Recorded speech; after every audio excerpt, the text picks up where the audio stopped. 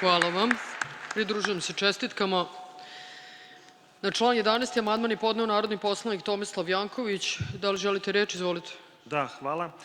U Predlogu zakona u članu 11. posle stava 9 dodaje se novi stav 10 koji glasi: po dobijanju spiska objekata iz stava 9 ovog člana, Zavod po službenoj dužnosti prosleđuje spisak nadležnoj lokalnoj poreskoj administraciji. Znači, spisak se dostavlja nadležnoj poreskoj administraciji, proširuje se baza obuhvata svih poreskih obveznika na prostoru jedne lokalne samouprave. To je dobro jer će i lokalne samouprave imati dodatni prihod i na ovaj način kroz ovaj amandman dajemo mogućnost, odnosno obavezu da se upare podaci kako lokalnih poreskih administracija, tako i Republičkog geodetskog zavoda. Imaćemo jednu, da kažemo, bolju i kvalitetniju bazu kako bismo napravili bolji obuhvat i bolju napadu prihoda i na nivou lokalne zajednice, ali i na nivou čitave države.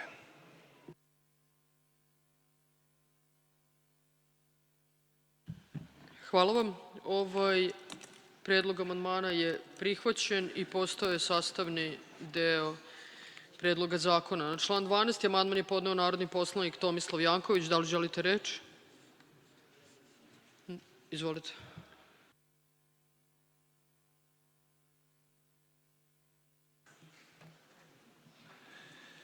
Radi se jednom amandmanu tehničke prirode. U Predlogu zakona u članu 12 stav 7 posle reči "vrši se" dodaje se reč "shodno". Znači, radi se o jednom preciziranju člana, znači da se bolje član precizira, ali ono što smo sada čuli u raspravi, zaista dobili smo veliki broj informacija vezano o samom zakonu. Koje su to prednosti koje se odnose na građane, na privredu, na administraciju i tako dalje. Međutim, sa druge strane imamo kritiku da je zakon donet kako bi se finansirao EKSPO. Mi smo u prethodnom članu zakona govorili o samoj raspodeli naknade prilikom upisa, da 20% ide lokalnoj samoupravi, 70% državi, znači poreskoj upravi, i 10% agenciji. Znači, apsolutno je netačno da se ovaj zakon donosi vezano za EKSPO kako bi se EKSPO finansirao. I ne mogu da razumem one ljude koji na jedan kritičan način i sa puno netačnih informacija govore o samom projektu. Mi smo zaista ponosni kao država da smo uspeli da dobijemo ovako značajnu manifestaciju. 122 zemlje su u ovom trenutku prijavile se da budu učesnici specijalizovane izložbe i to je ono što je veliki ponos svih građana Republike Srbije. Ja pozivam sve one koji ne veruju u EKSPO da u Kralja Milana pogledaju maketu kako to izgleda, šta država sve planira da uradi, a i na licu mesta na samoj lokaciji kada budemo završili čitav projekat vidjet ćemo da je to nešto što nema, do sada nije bilo samo na prostoru Srbije već čitavog Balkana. Tako da je puna podrška vezano za EKSPO, a što se tiče ovih kritika, naravno da ne stoje. Hvala. Ovaj amandman je prihvaćen i postao je sastavni deo Predloga zakona. Na član 12. amandman su zajedno podneli narodni poslanici Pavle Grbović, Ahmedin Škrijelj, dr. Ana Oreg, Šaip Kamberi, Vladimir Pajić i Minela Kalender. Izvolite, Ahmedin Škrijelj. Ovim amandmanom predložili smo da se član 12 stav 11 izmijeni i da glasi: na potvrdu agencije može se izjaviti žalba ministarstvu nadležnom za poslove građevinarstva u roku od 15 dana od dana prijema potvrde agencije u skladu sa zakonom. Takođe, predložili smo da se nakon stava 11 doda novi stav 12 koji glasi: na rješenje ministarstva donijeto po žalbi može se pokrenuti upravni spor u roku od 30 dana od dana dostavljanja rješenja. Amandmanom koji smo predložili, odnosno rešenjima koje smo dali, omogućava se građanima djelotvoran pravni lijek protiv rešenja agencije u skladu sa ustavnim pravom na žalbu i sudsku zaštitu.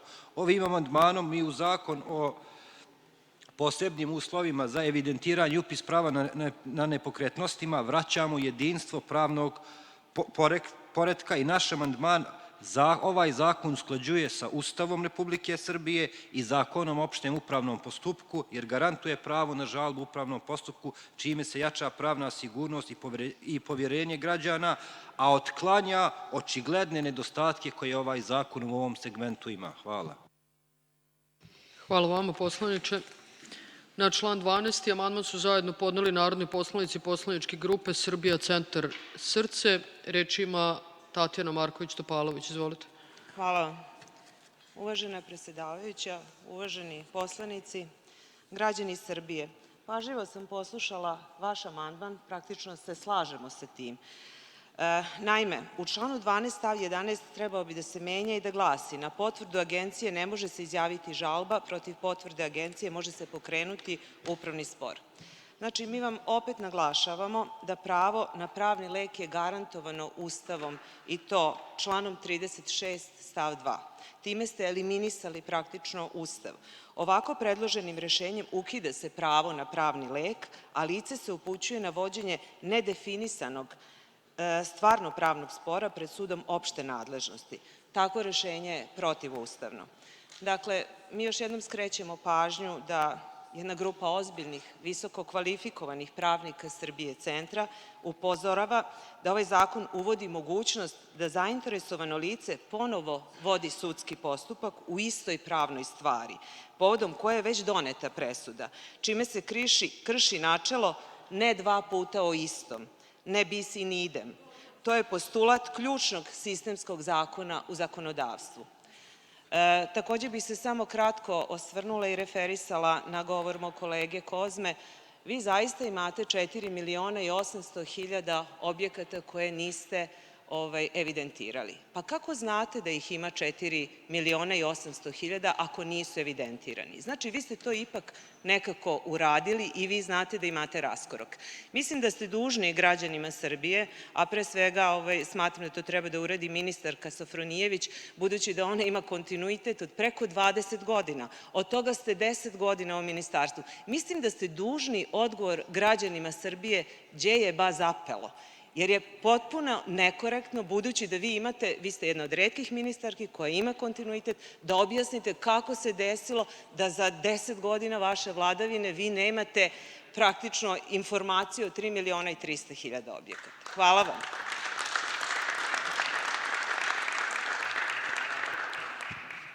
Hvala vam. Na član 12. amandman su zajedno podneli narodni poslanici poslaničke grupe Narodni pokret Srbije, Novo lice Srbije. Reč ima Đorđe Stanković. Izvolite. Hvala, predsjednice. Jedno pitanje, kad smo već kod vas, samo zašto nam ne rade ovi uređaji? Koliko ja shvatam, imamo neku novu tehnologiju, nešto smo obnovili ovde, ali evo, već posle prve nedelje nijedan uređaj nema funkciju, osim što možemo da govorimo. Ali dobro, to je verovatno pitanje za neku službu, ali molimo za odgovor. Imam pitanje, s obzirom na činjenicu da pričamo o izgradnji nelegalnih objekata, a kasnije legalizaciji tih istih objekata, ja moram da pitam šta je ovo? Da li je ovo restoran, kafana, nešto što se realno nalazi u zaštićenom području Kopaonika, a očigledno predstavlja objekat koji je na neki način bespravno izgrađen? I nažalost, ova priča nije od juče. Ovo je objekat da li Zvonka Veselinovića ili Radojčića, iza kog stoji nekoliko ministara. Zorana Mihajlović, Toma Mona, stoje tamo lokalni šefovi Jutka i ostali, ali sada možemo da kažemo da iza svih njih stoji ministarka Sofronijević. I ja bih sad voleo da znamo kako će se, na koji način će se ophoditi prema ovakvim objektima, prema ovom objektu konkretno. Da li će se srušiti, s obzirom da je rušenje, koliko znamo, počelo pre 6 godina, pa se stalo sa tim, pa između ostalog se u međuvremenu još 2 sprata podiglo. Dakle, mi imamo situaciju da donosimo zakon o legalizaciji, a onda imamo situacije da su očigledno ljudi sa jako sumnjivim poreklom kapitala gradili i to na mestu gde je između ostalog zaštićeno područje. Takođe imamo situaciju da su i u Nišu gde se gradi objekat od 50.000 kvadrata i to koji realno nije imao potrebu da se gradi bez građevinske dozvole, se gradio bez građevinske dozvole. Ja sam 4. novembra otkrio tako nešto i imao kao zadatak da vidim zašto je u Nišu 50.000 kvadrata izgrađeno skoro do krova, skoro sa celom fasadom bez dozvole, a u pitanju je jako kredibilna kompanija i dobili su, zamislite, građevinsku dozvolu već sutradan. Ja sad imam puno toga da navedem kroz ove primere na koji način se gradi i radi u Srbiji, ali mene zanima, evo, odgovor ministarke Sofronijević na ovu temu. Šta će biti s ovim objektom? Hvala puno.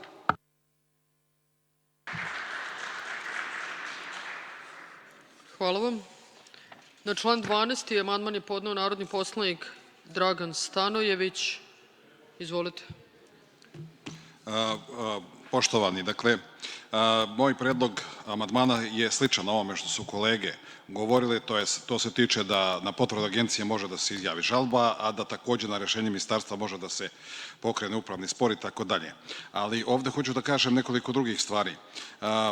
Dakle, prvo što bih zamolio ministarku, mi shvatamo da će biti neki formular koji će se popunjavati i tako dalje. Bilo bi jako dobro da mi možemo da vidimo o čemu se radi, da znamo šta je to što će biti potrebno da bi se taj formular popunio, jer ćemo tada dobiti odgovor u stvari šta je sve neophodno da bi se taj zahtev podneo. I to bi bilo dobro da nas upozna. Sledeća stvar, recimo, naravno da razumemo da zakonom nije obuhvaćeno sve. Evo, recimo, dva pitanja. Čovek, znači otac je u nasledstvo ostavio sinu kuću, neku imanje, nije bitno. I sada ta kuća, njegov otac nije podelio sa svojom braćom tu zemlju. Dakle, taj čovjek koji sada živi u toj kući 10, 20, 50 godina, nije bitno kako će on podneti taj zahtev i da li će to biti sporno ukoliko njegovi stričevi nisu to podelili. I sledeće pitanje takođe, to su pitanja koja su masovno se čuju i ljudi nam javljaju, jeste ako je čovek ima kuću u kojoj živi isto tako dugo godina, ali ona napravljena nekada u zoni gde je bila šumsko gazdinstvo, odnosno državna zemlja i tako dalje, i sada oni takođe pitaju da li oni mogu da podnesu zahtev ili ne mogu i kako će se to tretirati. I mnogo je sličnih pitanja iz te sfere i oblasti, jer ne može zakon da da odgovor na sva pitanja, ali bi recimo taj formular bio jako dobar, jer će se tačno vidjeti šta je to što se traži. Da li je to plan, da li je to projekat, da li je to mora biti ucrtana, znači, plac, odnosno zemlja koja ide uz to i tako dalje. Dakle, ima mnogo pitanja, ali dajte bar da se upoznamo sa tim šta će se zahtevati da bi mogli da damo odgovor ljudima na ta pitanja. Hvala vam puno. Hvala vam. Na član 12. amandman su zajedno podneli narodni poslanici poslaničke grupe Narodni pokret Srbije, Novo lice Srbije. Aleksandar Ivanović, izvolite. Zahvaljujem. U članu 12. u Predlogu zakona kažete da se na potvrdu agencije neće, stranke u postupku ne mogu izjaviti žalbu. Upućujete stranke da tužbom pokreću postupke pred sudovima opšte nadležnosti. Ovaj problem je nešto što i ceo ovaj zakon je zapravo zakon koji sistemski ne rešava ovaj problem legalizacije. On je pre svega jedan, barem ga ja tako doživljavam, predizborni pamflet i zato smo mi ovim amandmanom tražili da se omogući izjavljivanje žalba ministarstvu nadležnom za građevinarstvo u roku od 15 dana i pokretanje upravnog spora.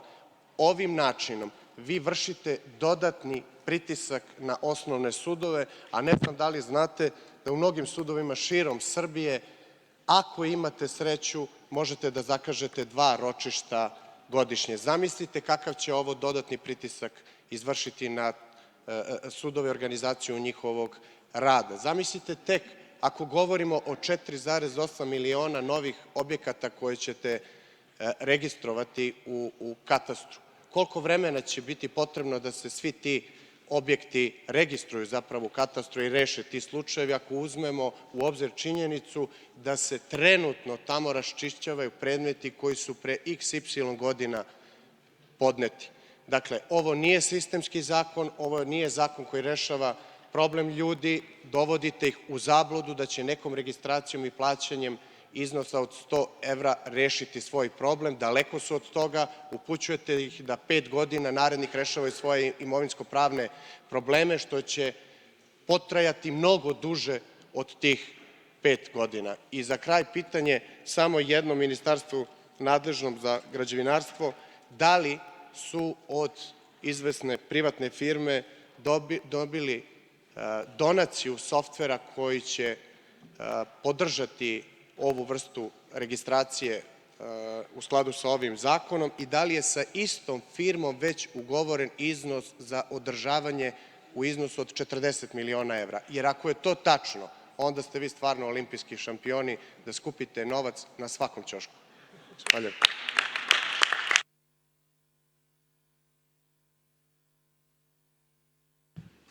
Hvala. Na član 13. amandman su zajedno podneli narodni poslanici Pavle Grbović, Ahmedin Škrijelj, dr. Ana Oreg, Šaip Kamberi, Vladimir Pajić i Minela Kalender. Ahmedin Škrijelj, izvolite. Dakle, mi smo ovim amandmanom predložili da se kompletan član 13 briše, jer fiksni rokovi koji su dati u stavu 1 člana 13, odnosno rok od 5 godina za okončanje složenih imovinsko-pravnih odnosa, restitucije, ostavinski, parnični postupci, ekspropriacije, ispravki u katastru, višestruka veštačenja i pravni lijekovi u praksi su nerealni zbog opterećenosti sudova i zavisnosti od više organa. Prekluzivni presjek vodi obustavi bez krivice stranaka i de facto uskraćuje djelotvornu sudsku zaštitu, čime se podriva pravna sigurnost i javna vjera registra. Celishodnije je da se postupci upisa nastavljaju po pravosnažnom okončanju prethodnih pitanja uz garancije transparentnosti, nego da se materijalna prava strankama gase protekom roka koji stranke ne mogu da kontrolišu niti na njih mogu da utiču. Hvala.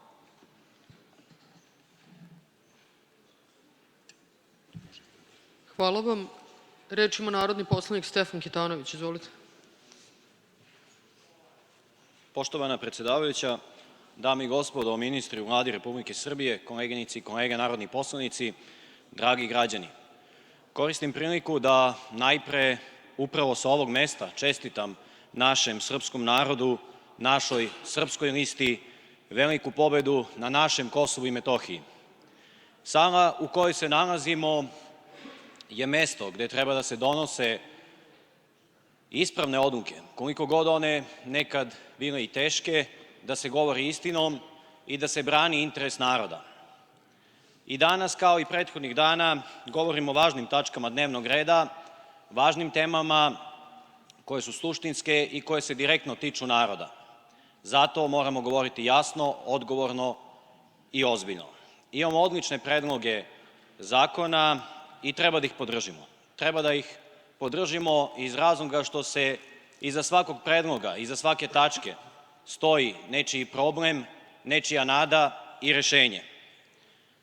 I da, u Srbiji imamo oko 4,8 miliona objekata, kao što smo čuli, koji se koriste svakodnevno, ali nemaju upotrebnu dozvolu, nisu upisani, odnosno ne postoji pouzdan dokaz o vlasniku. I pazite sad, od 1997. godine do danas rešeno je negde oko 320.000 predmeta za skoro 30 godina. I ukoliko bi se tim tempom nastavilo, bilo bi potrebno gotovo 2 veka da se reše svi predmeti. Zato ovde i sada postoji jasna namera i volja da se to promeni, da se uvede red i da ljudi dobiju pravnu sigurnost. Konačno će se rešiti status velikog broja domaćinstava koji čekaju svoj pravno priznati krov nad glavom. Uz digitalizovani elektronski postupak, prijave koje će se podnositi elektronski, brzo i transparentno. I to nije samo administrativna stvar. To je pravo na postojanje u sistemu. A s druge strane, dovoljno je videti kako opozicija gleda na sve to, kako gleda na realne probleme građana i koliko njih zanima red i rad. Poštovani građani, oni su definitivno pokazali da nemaju nikakvu ideju šta će da urade za vas. I to konstantno, iz dana u dan, iz meseca u mesec, pokazuju i dokazuju. Kao i sada, kada su na dnevnom redu brojne važne tačke koje dotiču svako domaćinstvo, svaku porodicu. Sistem se uređuje da bude efikasniji i da se zaštite građani. I sve to jeste konkretna korist za narod. Suština našeg političkog rada jeste i biće borba. Borba da građani žive bolje, da se plate povećavaju, da penzije rastu, da se grade škole, bolnice, putevi, da se zemlja razvija i da Srbija ide napred. To je ono što narod očekuje i ono što narod zaslužuje, a mi smo tu sa predsednikom Aleksandrom Vučićem na čelu upravo zbog naroda. Živeo srpski narod, živela Srbija! Hvala vam. Na član 13. amandman su zajedno podneli narodni poslanici dr. Ana Jakovljević i Ana Eraković. Da li želite reč? Ana Jakovljević, doktor Ana Jakovljević, izvolite. Uvaženi građani, članom zakona kojim se pokušava da se utvrdi vlasništvo je predviđeno da vlasnici objekta koji su gradili na zemljištu koje nije njihovo ne mogu da se zapravo registruju i agencija ih upućuje na parnicu da u roku od 5 godina reše vlasništvo na predmetnom zemljištu. Jedino se ovim predlogom izuzima svojina društvenih preduzeća, odnosno zemljišta koje je bilo u vlasništvu društvenih preduzeća i tu se izdaje potvrda, ali sa zabeležbom. Ako imamo u vidu da zapravo najveći broj građana ima problem sa upisom objekata u javne knjige, upravo zbog toga što zemljište je upisano kao svojina drugih lica, to su najrazličitije životne situacije, kao što su lica koja su preminula ili nemaju naslednike, zatim zaostavština koja nije blagovremeno raspravljena, zatim postupci deobe nisu izvršeni ili ugovori nisu uknjiženi, preduzeća su prestala da postoje i tako dalje. Postavlja se pitanje zašto se teret sada prevaljuje na vlasnike objekata, a ne na vlasnike zemljišta koji imaju mnogo veći interes. Isto je nejasno zašto se samo izuzimaju iz cele ove problematike zemljište koje je bilo u vlasništvu preduzeća. Mi predlažemo rešenje koje bi zapravo nateralo vlasnike zemljišta, čiji je interes veći, da pokrenu takve postupke, jer je to u skladu i sa Zakonom o osnovama svojinsko-pravnih odnosa i sa Zakonom o planiranju, jer ljude koji su izgradili objekte, ukoliko im omogućimo upis, a one koji smatraju spornim zemljište pokrenu postupak, tako mogu svoje objekte da stave u promet, a se istovremeno ne dira u pravo onih čije je zemljište da se izbore, znači na sudu, za svoju svojinu koju očito već dugo vremena ne koriste.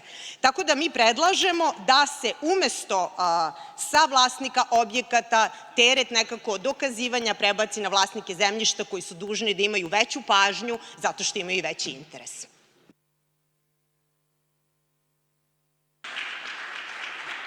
Hvala vam. Na član 13. amandman je podneo Odbor za prostorno planiranje, saobraćaj, infrastrukturu, telekomunikacije. Da li želite reč?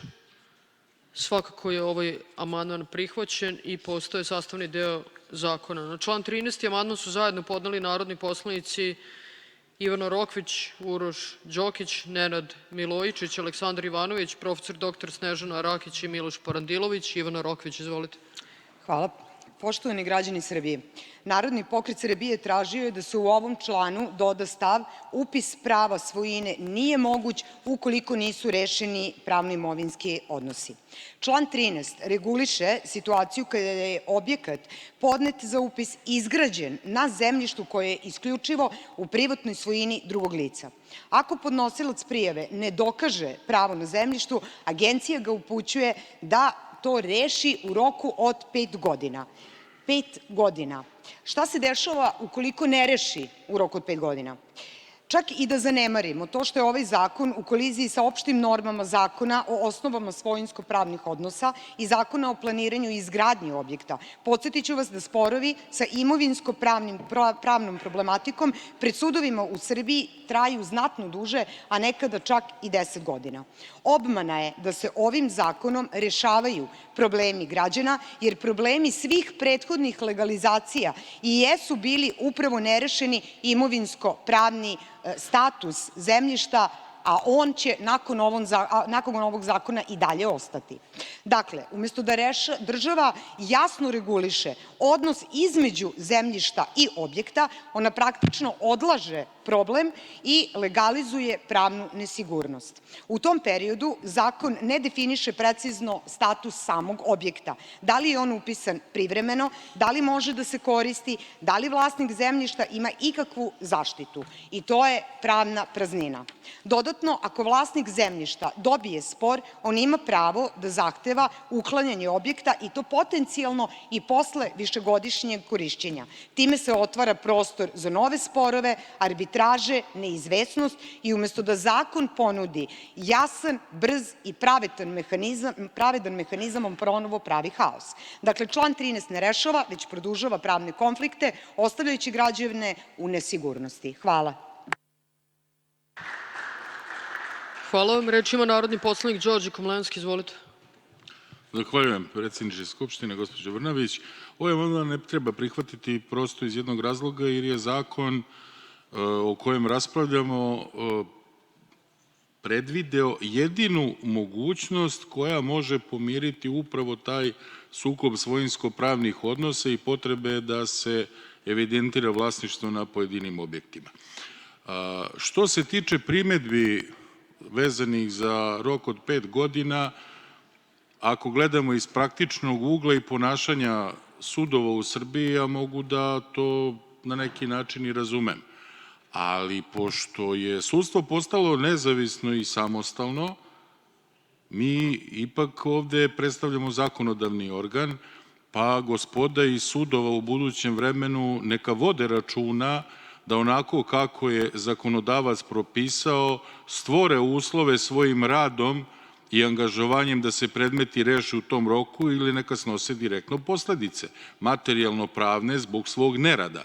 Znači, ne možemo mi neznanje i nerad pravosuđa da predviđamo i pravdamo kroz zakone koje donosimo. Ovo je način da mi polako i objasnimo gospodi iz pravosuđa da se ne mešaju u politiku, nego da rade svoj posao, a zakonodavnim delom, poslom i politikom treba da se bavi parlament. Hvala. Hvala vam. Idemo dalje. Na član 14. amandman su zajedno podneli narodni poslanici Pavle Grbović, Ahmedin Škrijelj, dr. Ana Oreg, Šaip Kamberi, Vladimir Pajić, Minela Kalender. Ahmedin Škrijelj, izvolite. Mi smo predložili da se stav 1 člana 14 briše, jer po našem mišljenju potpuno je neprihvatljivo da kako to ova odredba u zakonu definiše, da se stavljaju predmeti pokrenuti po ovom zakonu u apsolutni prioritet u odnosu na sve ranije nezavršene zahtjeve za upis u katastar bez saglasnosti lica koja su ranije podnijela te zahtjeve. Ovakvo rešenje povređuje prava ranijih podnosilaca zahtjeva, jer njihovi predmeti su godinama čekali na rešavanje, a sad bi bili potisnuti novim predmetima, što ih dovodi u potpuno neravnopravan položaj. Ovo je suprotno načelima pravičnosti i jednakosti, prava na redosledno rešavanje predmeta i uvažavanje prvenstva po redosledu podnošenja zahtjeva ne smije biti zanemareno. Pored toga, ovakvo davanje prioriteta novim zahtjevima može stvoriti pravnu nesigurnost i izazvati sporove, jer bi raniji podnosioci mogli tražiti sudsku zaštitu. Zbog navedenih razloga ova odredba je neodrživa i mi smo predložili da se ona briše iz zakona. Hvala. Hvala vam. Idemo dalje. Na član 14. amandman su zajedno podneli narodni poslanici poslaničke grupe Srbija Centar Srce. Da li neko želi reč? Slobodan Petrović, izvolite. Poštovani, poslanička grupa Srbija Centar Srce uložila je amandman na član 14. stav 1 ovog predloga zakona. On se menja i glasi: Zavod vrši upis prava svojine na osnovu odredbi ovog zakona i zakona kojim je uređen upis nepokretnosti u katastar nepokretnosti i infrastrukture. Pošto se poziva na Zakon o postupku upisa u katastar nepokretnosti i infrastrukture, onda se mora poštovati načelo prvenstva propisano u članu 3 tog zakona, pa smo iz tog razloga i podneli ovaj amandman da se drugi deo stava 1 člana 14 integralnog predloga ovog zakona briše. Hvala. Hvala vam. Na član 14. amandman sa ispravkom je podneo narodni poslanik Tomislav Janković. Izvolite. Hvala. U predlogu zakona u članu 14 stav 1 posle reči "na osnovu odredbi ovog zakona" dodaje se zapete reči "potvrde agencije kao izvršne isprave". Znači, razlog podnošenja amandmana je usaglašavanje sa prethodnim izmenama člana 3 stava 2. Znači, nema preispitivanja potvrde. I u predlogu zakona u članu 14 stav 5 posle reči "poreske uprave" dodaje se reči "i nadležnoj poreskoj administraciji". Znači, potvrda o ispunjenosti uslova za upis, pored toga što se dostavlja Zavodu od strane agencije, dostavlja se i lokalnoj poreskoj administraciji. To sam već obrazložio u nekim od prethodnih amandmana, jer se proširuje samo obuhvat baze podataka na lokalnom nivou, ali ono što je važno napomenuti, a vezano za ovaj predlog zakona, jeste činjenica da smo napravili jedan dobar zakon gde će sarađivati i Agencija, Katastar, Poreska uprava, jedinice lokalne samouprave, a sa druge strane postavljeno je pitanje zašto se kasnilo sa ovim zakonom. Možda smo mogli i ranije da rešimo ove probleme, ali digitalizacija je ta koja je upravo doprinela efikasnost u radu, pre svega na inicijativu predsednika Aleksandra Vučića dok je on bio predsednik Vlade, potom i posao koji ste vi, gospođo Brnabić, imali kao resorna ministarka u Vladi, predsednica Vlade, kada ste stavili značajan akcenat na digitalizaciju. Danas uz pomoć veštačke inteligencije smo u prilici da ovakve zakone donosimo i mnogo brže, da kažemo, rešavamo probleme, jer digitalizacija je osnov jednog bržeg razvoja društva u celini. Hvala vam. Amandman je prihvaćen i postaje sastavni deo Predloga zakona. Na član 14. amandman su zajedno podneli narodni poslanici poslaničke grupe Narodni pokret Srbije, Novo lice Srbije. Miroslav Aleksić, izvolite. Zahvaljujem. Dakle, ovim amandmanom želimo da preciziramo obaveze agencije i zavoda i mislim da je to jako važno. U svakom zakonu u kom nije jasno navedeno šta su čije nadležnosti, vi nađete način, pukotinu da nešto uradite, što je u interesu određenih interesnih grupa. I jako je važno da se ovo ovde reši, da ne bi došli u situaciju da sada javnost tumači da li je Nikola Selaković odgovoran za Generalštab ili nije. Da li je Siniša Mali odgovoran zato što je Trumpovom zetu obećavao da će tu da gradi hotel i ljude su uveli svesno u taj korupcionaški projekat ili nije. Dakle, sad mi ovde nagađamo da li će tužilaštvo da sasluša Selakovića i da ga uhapsi, Sinišu Malog. Dakle, vrlo je važno da zakoni budu precizirani, da institucije rade svoj posao i da oni koji se ne pridržavaju i ne poštuju zakon odgovaraju. Odgovornost je nešto najvažnije čime treba da se vodi jedna vlast.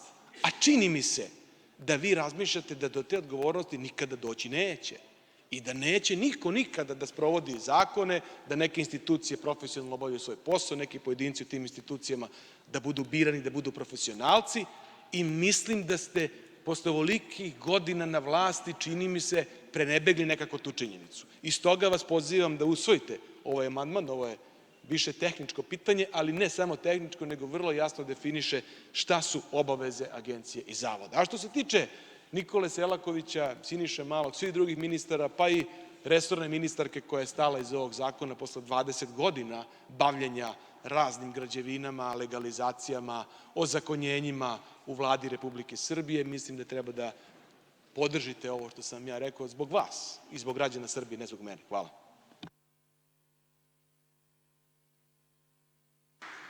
Hvala. Ministar kulture Nikola Selaković, izvolite. Zahvaljujem, uvažena gospođo predsednice, dame i gospodo narodni poslanici.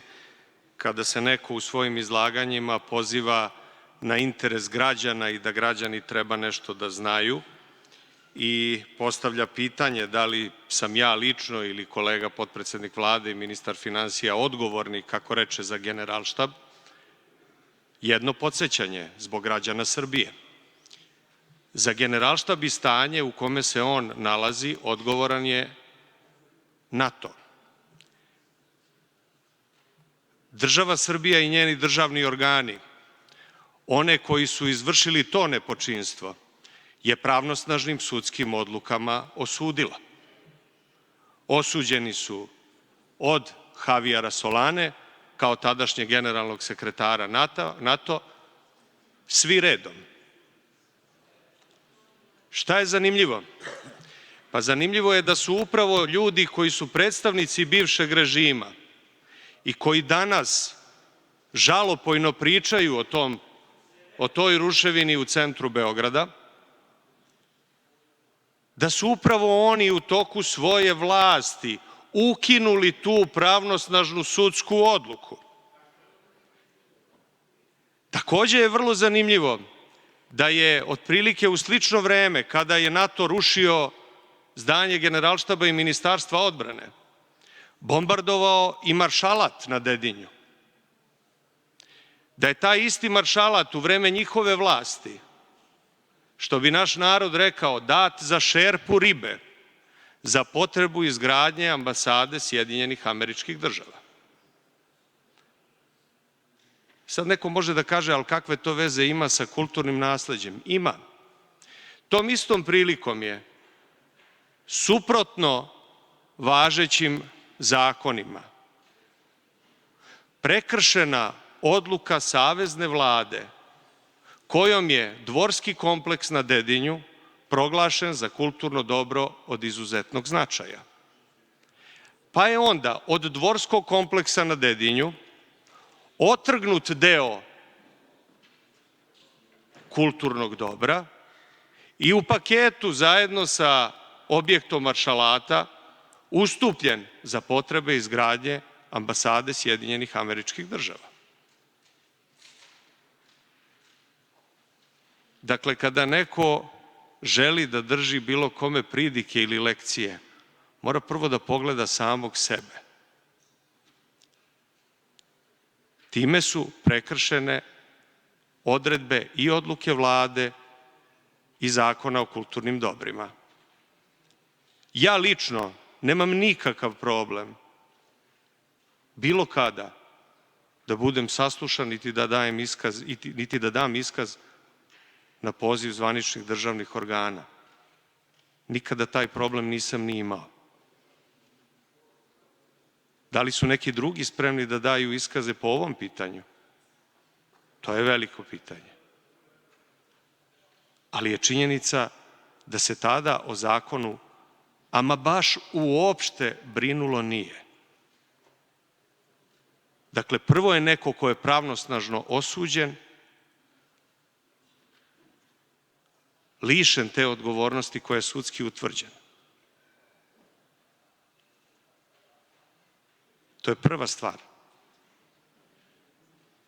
A onda su ciljano kršene sve važeće zakonske norme. I da vas podsjetim, ta sudska odluka je ukinuta pred dolazak Solane u Beograd da prisustvuje zaključenju Beogradskog sporazuma koji je sprovodio tadašnji vrh Srbije i Jugoslavije kada su svojim potpisom na taj politički sporazum stavili van snage Ustav Savezne Republike iz 1992. godine i sproveli protivustavno omogućenje odlaska Crne Gore i zajedničke države sa Srbijom. Dakle, podugačka je ta lista nepočinstava. A ja, još jednom da pomenem, nemam nikakav problem da odgovorim na pitanja i da se pojavim pred zvaničnim državnim organom kada me on za to pozove. Hvala vam na pažnji. Hvala. Gospodine Aleksiću, vreme poslaničke grupe? Ok, izvolite. Zahvaljujem. Hvala gospodine Selakoviću na odgovoru, ali te odgovore i pravdanje ćete vi morati da date tužilaštvu. Što se mene tiče, ovde treba da govorite o ovom zakonu i ja sam jasno rekao šta ovde tražimo, pa sam očekivao da to podržite. Zbog vas, jer ja brinem za vas. Što se tiče toga ko je odgovoran za rušenje Generalštaba, čini mi se da jako dobro znamo. Te 1999. godine, kad nas je NATO bombardovao, Aleksandar Vučić se useljavao u Novi Stan. Dok su Srbi na Kosovu i Metohiji bili u rovovima i drugi građani, oni su razmeravali stanove, postavljali zavese i Šešelj i Vučić i Toma Nikolić.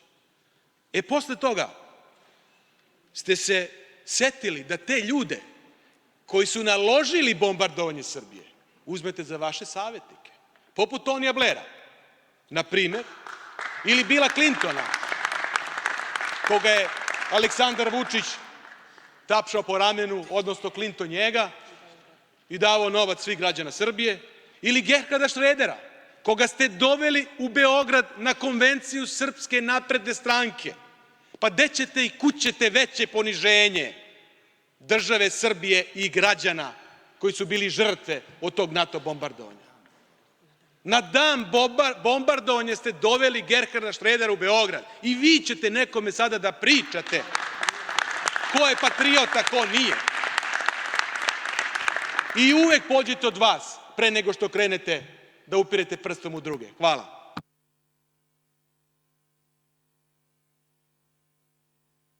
Reč ima narodni poslanik Milenko Jovanov. Izvolite.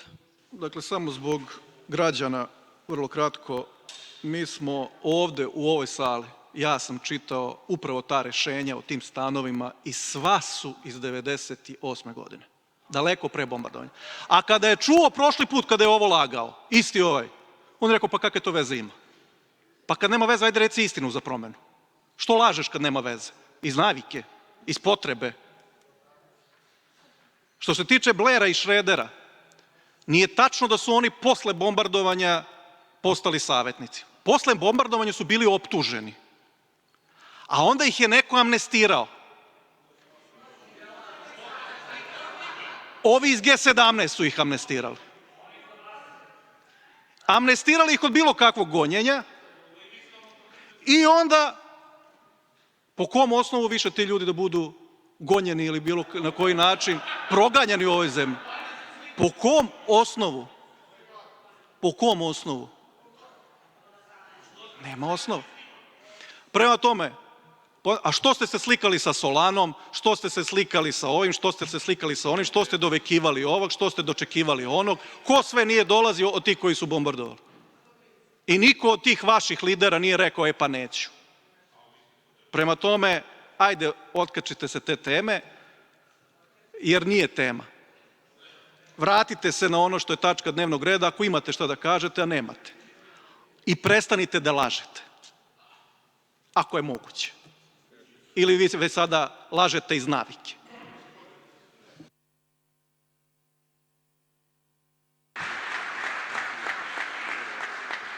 Hvala. Gospodine Aleksiću, po kom? Takođe vaše vreme. Izvolite. Zahvaljujem. Hteo sam da se javim za repliku, ali sam odustao jer nemam šta da repliciram. Gospodin Jovanov je potvrdio sve ono što sam ja rekao. Ja priznajem, pogrešio sam godinu. Nisu dobili stanove 99. nego 98. U redu je. A isto tako i za vaše saradnike Tonija Blera, Šredera i Klintona. Ako sam permutovao neku godinu, period, izvinjavam se, ali pozivam sve građane Srbije da čuju šta je šef poslaničke grupe Srpske napredne stranke izgovorio i kako je potvrdio sve ono što godinama mi ovde govorimo. Hvala.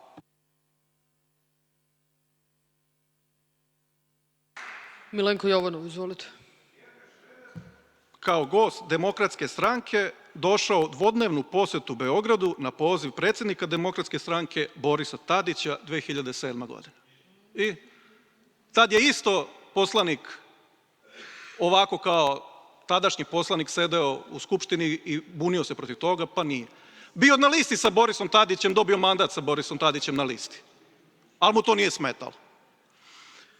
I sada dolazimo do onoga što je ključ, znači nije 99. nego 98. A ja vas sada molim, i sada ću da tražim stenogram, da pročitate šta je rekao.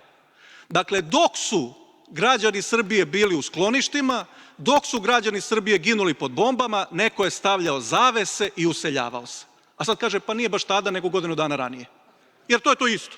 Kakve veze ima, da li je 98., 97., 96., 99., kakve veze ima? Treba opljuvati Aleksandra Vučića i treba uvezati to i poslati tu sliku kako je neko u podrumu jadan i drhti, a sa druge strane ovaj bahato širi zaves. Eto, to je bila poenta ove laži koju smo ponovo raskrinkali i sad barem se nadam da je više nećemo slušati. Sad kad je i sam rekao da je slagao, valjda više neće to da radi, valjda će se sada držati istine pa će govoriti o konkretnim godinama onako kako je bilo. Hvala. Hvala. Izvolite, gospodine Aleksiću. Vreme. Pojašnjenje. Dakle, jedno je rešenje, a drugo je useljenje. Dakle, rešenje je bilo 98. 99. su birali nameštaj zavese, a ono što je sigurno, vama vrlo brzo sleduje iseljenje iz Vlade Republike Srbije. Hvala vam.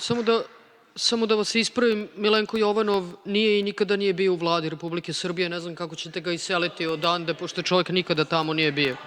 Milenko Jovanov, izvolite. To ko će odakle da bude iseljen odlučit će građani, kao i do sada. I mi se radujemo toj odluci naroda.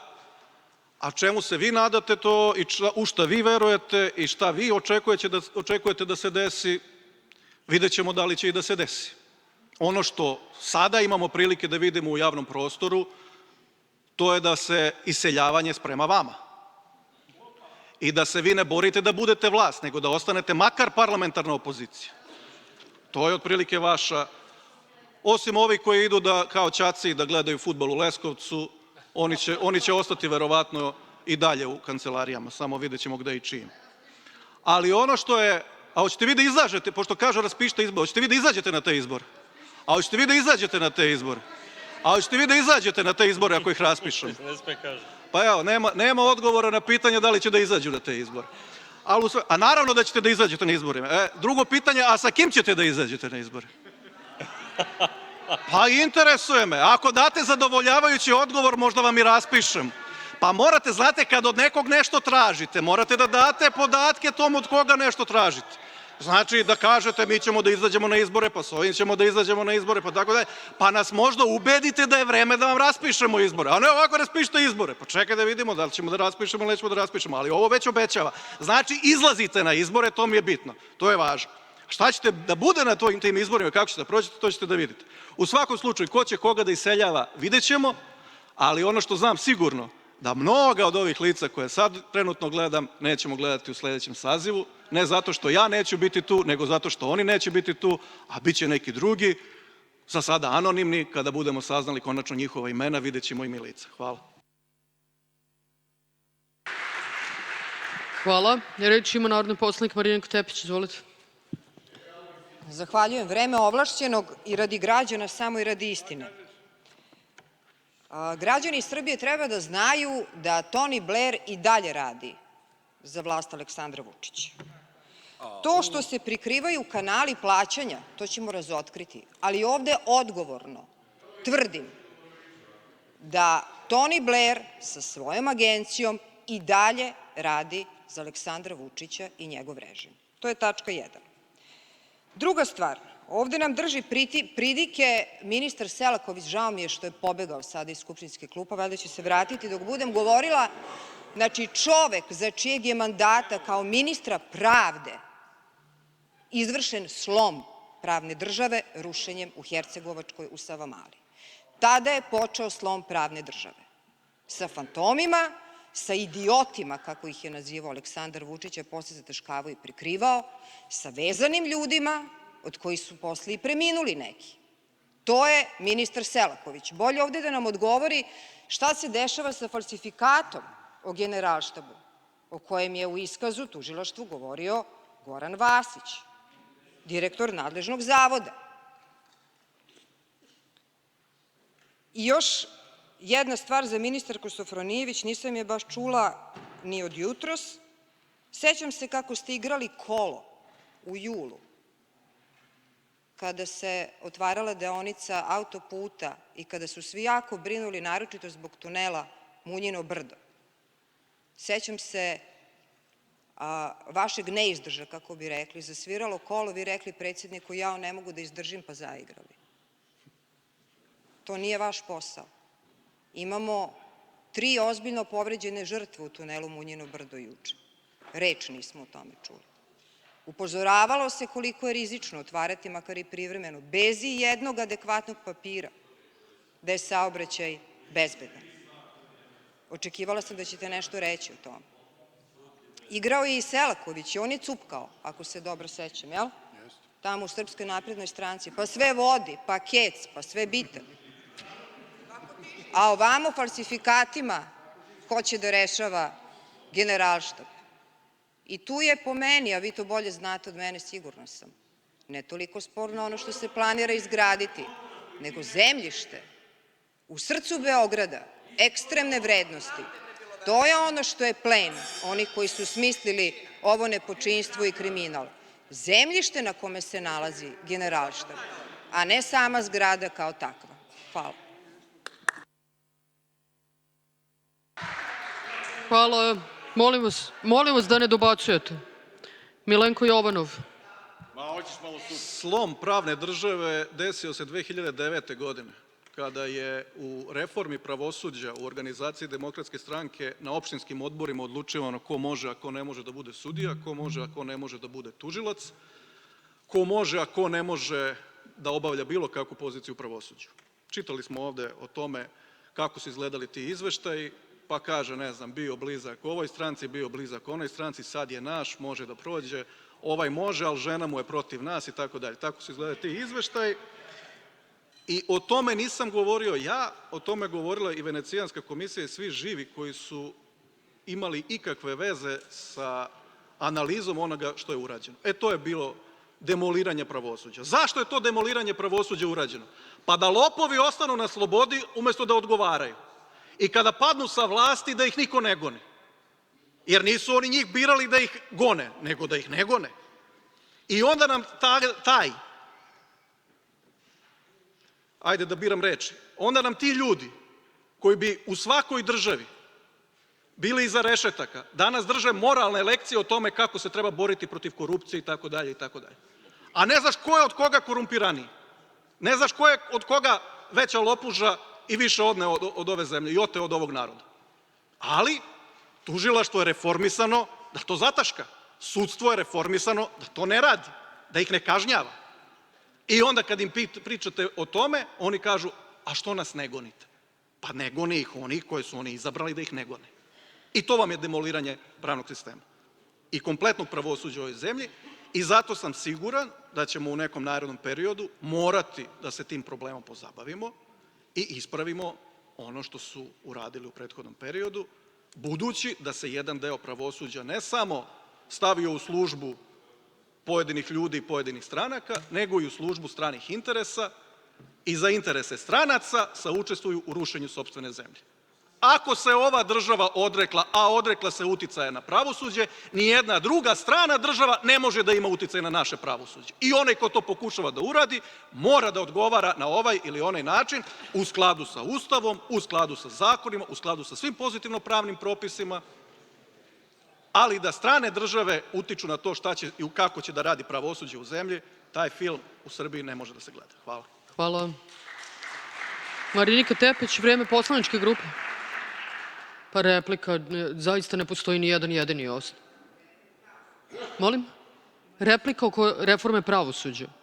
Pa onda bi mi svi ovde mogli da idemo jedni drugi repliku za reformu pravosuđa. Niste bili pomenuti, vi ste pokrenuli temu reforme pravosuđa. Narodni poslanik Milenko Jovanov je odgovorio. Važi, izvolite. Hvala, samo kratko. Ne znam zašto gospodin Jovanov nije prijavio onda izvesnog čoveka koji se vrlo simptomatično preziva Mitov, koji čini vlast sada u Vlasotincu kao deo Srpske napredne stranke. Na njega, koliko znam, se stalno pozivate oko tih suspektnih radnji kada je reč o reformi pravosuđa koju pominjete iz 2009. godine. Njegov je taj neki iskaz, njegov je taj neki zapisnik koji kačite, mašete, pa što ga ne prijavite? Zato što je sada vaš. Jer zato? Samo to hoću da se kaže ovde, da se zna da je vaš. Hvala. Hvala. Ovo je išlo od vremena ovlašćenog. Idemo dalje. Na član 14. amandman je podnela narodni poslanik Verica Milanović. Izvolite. Zahvaljujem. Sad, posle ovako zanimljive diskusije, treba se vratiti na upravni postupak. Poslanička grupa Srbija Centar Srce podnela je predlog amandmana za izmenu stava 3 u članu 14 s predlogom da glasi: Zavod, u skladu sa odredbama ovog zakona, vrši upis prava svojine i drugih stvarnih prava, deobu, upis, zabeležbe, brisanje prava i zabeležbe i druge promene na osnovu ovog i drugih posebnih zakona bez naplate takse i naknade. Predlog u zakonu, kako ste vi predložili da glasi, jeste da Zavod u skladu sa odredbama ovog zakona ne sprovodi upravni postupak, niti donosi rešenje o promeni u katastru nepokretnosti. Predviđanje vršenja upisa pred Zavodom bez promene pravila upravnog postupka je neustavno i kontradiktorno sa samim članom 1 ovog zakona, gde upravo predviđaju da Zavod vrši upis na osnovu zakona kojim je uređen upis nepokretnosti u katastar nepokretnosti i infrastrukture, koji članom 20 upravo predviđa da se upis u katastar nepokretnosti vrši u skladu sa zakonom koji uređuje opšti upravni postupak. Neophodno je prihvatanje ovog amandmana i usklađivanje ovog člana i sa Ustavom, a i sa samim tekstom ovog zakona. Zahvaljujem. Hvala vam. Na član 15. amandman su zajedno podneli narodni poslanici poslaničke grupe Narodni pokret Srbije, Novo lice Srbije. Ana Eraković, izvolite. Član 15. stav 3. zakona glasi: ako investitor nepoznat ili nije dostupan, a izgradio je objekat ili više objekta sa više posebnih delova, od kojih neki nisu prometovani, na neprometovanim posebnim delovima upisuje se Republika Srbija na osnovu potvrde agencije. Narodni pokret Srbije je predložio da se ovaj stav izbriše, jer je nejasan i kontradiktoran. Nejasno je kako će agencija da utvrdi da su investitori nepoznati ili nisu dostupni, a kontradiktorno je to što se navodi da objekti koji nisu prometovani, samim tim što nisu legalizovani, nisu ni mogli biti prometovani. A pitanje za ministarku Sofronijević jeste da objasni građanima Republike Srbije šta oni zaista dobijaju za 100 evra. Da li legalizaciju, odnosno ozakonjenje objekata, ili samo upis prava svojine, a da se u katastru i dalje stoji da je objekat izgrađen bez građevinske dozvole ili upotrebne dozvole. Hvala.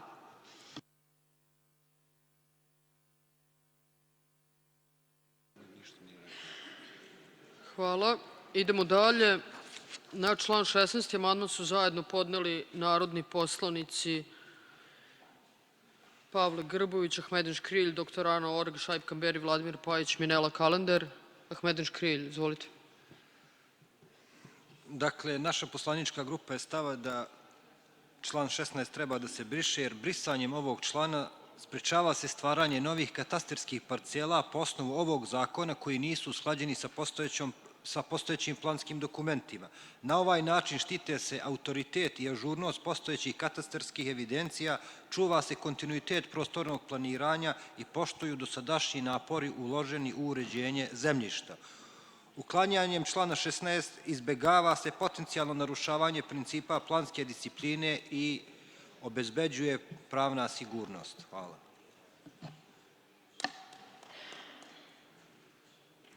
Hvala. Reč ima narodni poslanik Biljana Ilić-Stošić. Izvolite. Poštovana predsedavajuća, uvaženi ministri, kolege poslanici, dragi građani. Evo, ovo jesenje zasedanje smo započeli raspravom nizom dobrih za građane i za narod i za državu veoma primenjivih zakona, čiju će dobrobit građani osetiti vrlo brzo. To je samo jedan od mnogobrojnih dokaza da Vlada Srbije radi za dobro države. Sad bih se specijalno osvrnula na dva predloga zakona. Prvi je Zakon o posebnim uslovima za evidentiranje i upis prava svojine nad nepokretnostima, a drugi je Predlog zakona o dopunama Zakona o izvršenju. Zakon o evidenciji i upisu prava svojine nad nepokretnostima će rešiti decenijski problem hiljade građana koji žive u svojim kućama, čak i porez plaćaju, a ne mogu da se upišu kao stvarni vlasnici. To ih dalje ograničava veoma u korišćenju svoje nepokretnosti. Ne mogu da stave hipoteku na svoju nepokretnost, da uzmu kredit, ne mogu da je stave u pravni promet, odnosno ne mogu da je prodaju, ne mogu da se legalno priključe na gas, vodu, struju i ostale komunalne priključke i uopšte vlada jedna velika neizvesnost i nesigurnost, a stvar države je da sve to obezbedi i reši. Predlog zakona ima i odličnu socijalnu komponentu. Zaštićeni će biti, znači pod posebnim uslovima će upisati pravo svojine nad svojim nepokretnostima takozvane ranjive kategorije, samohrani roditelji, borci, invalidi, korisnici socijalne pomoći. Takođe, zakonopisac je vodio računa i da zaštiti takozvano opšte dobro, reke, jezera, planine, objekte od kulturno-istorijskog značaja. Tako da za ovaj zakon možemo zaista reći da je to jedan civilizacijski pomak i za državu i za građane. Na kraju krajeva država je dužna da evidentira sve objekte. Upravo kao što se zna vlasnik svakog auta, mora da se zna i vlasnik svakog objekta. Postupak je veoma jednostavan, digitalizovan i bez posrednika, transparentan i sprovodi se u 3 koraka. Prijavi, proveri, upiši. Prilikom elektronskog prijavljivanja građani će dobiti potvrdu da su prijavili da upišu svoj objekat, a lokalna samouprava je dužna da im predmet reši najkasnije u roku od 60 dana. Što se tiče izmena Zakona o izvršenju, on je zamišljen tako da pre svega zaštiti dom i porodicu. Svi smo mi, nažalost, svedoci nemilih scena iseljavanja porodica na ulicu. Zapadnu tako ljudi u finansijske nevolje usled spleta loših finansijskih okolnosti i životnih okolnosti. Prosto život je to. Ovim zakonom država sprečava da niko ne izgubi krov nad glavom i da ne postane beskućnik. Naravno, da bi se sprečilo izvršenje nad nekom nekretninom, potrebno je da ta nekretnina bude pre svega jedina nekretnina u vlasništvu dužnika, da nije veća od 60 metara kvadratnih, da je dužnik živeo u njoj prethodnih 5 godina, da dug dužnika ne prelazi 50% vrednosti dužnikove nekretnine i da isti dužnik u prethodne 3 godine nije prodao, poklonio, otuđio na bilo koji način bilo koju svoju u svom vlasništvu drugu nekretninu. To sve vrlo jasno piše u članu 151b u predlogu izmene Zakona o izvršenju. Koristim priliku da se osvrnem na još jedan zakon koji je u proceduri, koji je u procesu razmatranja, a to je Zakon o sudskim taksama. Tačno je da će sudske takse biti povećane i svako povećanje i svako poskupljenje zvuči ružno, ali je takođe tačno da su sudske takse poslednji put povećane 2009. godine, dakle pre 16 godina, i za to vreme su plate porasle 2,5 puta, tako da to sad i neće biti toliko veliko opterećenje kao što je bilo 2009. godine. Takođe je bitno naglasiti da do 50% vrednosti sudskih taksi, uplata za sudske takse, će ići na poboljšanje materijalnog položaja administrativnih radnika, dakle onih sudskih činovnika, ne sudija, nego administrativnih radnika, tako da je i ovaj zakon jedan za koji ćemo naravno zdušno glasati. Nadam se i pozivam da će većina glasati ove zakone. Zahvaljujem. Hvala vam.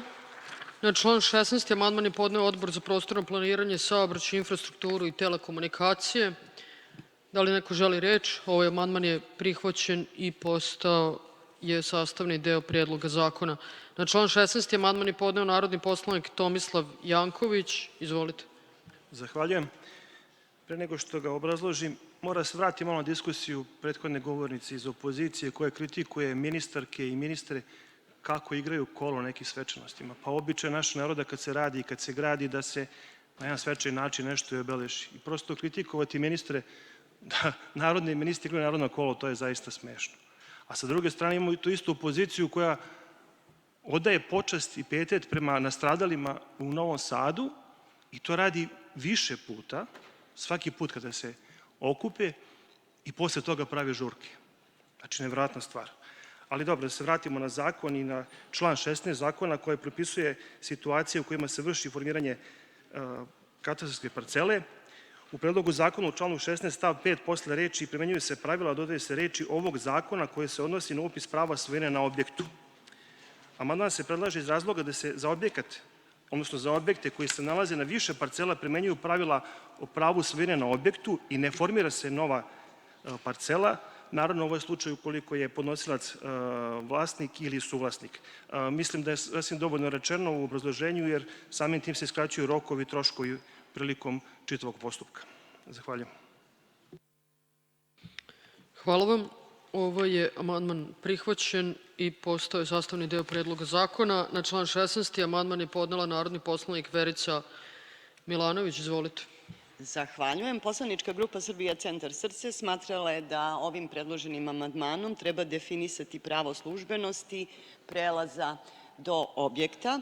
Ovim se precizira u kojim situacijama se na tuđem zemljištu upisuje pravo svojine, na tom zemljištu ispod objekta i na kojem tuđem zemljištu se ima pravo uspostavljanja službenosti prolaza do objekta. Pravo službenosti je izuzetno bitno pravo. Pravo koje je bitno da bude definisano i normalnim okolnostima, a posebno u situaciji kada imamo divlju gradnju koja podrazumeva normalno neplansku gradnju. U takvim slučajevima preciziranje prava službenosti prolaza do objekta je neophodno i uštedeće i komplikacije i probleme na terenu, a i skratit će mnoge ili sprečiti mnoge sudske sporove koji će u tom smislu sigurno nastati. Zahvaljujem. Hvala vam. Reč ima ministar Milica Đurđević-Stamenkovski. Izvolite. Zahvaljujem.